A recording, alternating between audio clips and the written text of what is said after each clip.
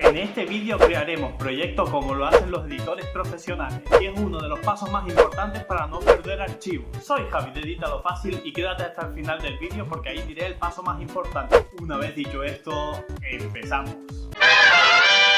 Bueno, la manera más efectiva para crear un proyecto primero es creando una carpeta donde meteremos todos los archivos, vídeos, sonidos que vayamos a usar en ese vídeo. Ya tenemos clic derecho.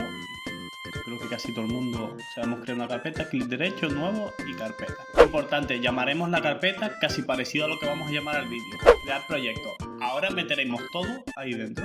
Como yo tengo todos los vídeos, que es lo que quiero editar, sonidos, vídeos, imágenes, todo lo que vayamos a usar, lo metemos ahí, ¿vale? Y ahora lo que haremos es iniciar el DaVinci. Una vez iniciado DaVinci Resolve, veremos este menú, que es el menú donde podemos crear los proyectos. Yo aquí tengo como una especie de popurrí, pero si quiero ordenarlo bien, me voy aquí arriba y creamos una carpeta. Y podemos, por ejemplo, YouTube. Sé que todo lo que voy a meter aquí dentro va a ser para vídeos de YouTube. Doble clic a la carpeta. Y recuerda suscribirte porque aprenderás más sobre DaVinci. Y ahora queremos crear un proyecto.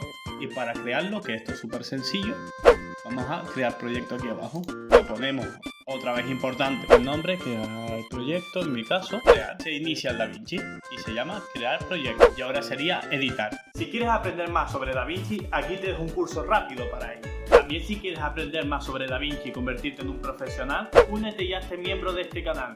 Tendrás vídeos y ventajas exclusivas y acceso anticipado. Así que dale a este botón, suscríbete, activa la campanita para no perderte más vídeos así, dale un like, comenta para saber tu opinión y nos vemos en el próximo vídeo. Y recordarte también que aquí te dejo un vídeo. Y recordarte también que aquí YouTube te deja un vídeo recomendado por él. ¡Suscríbete!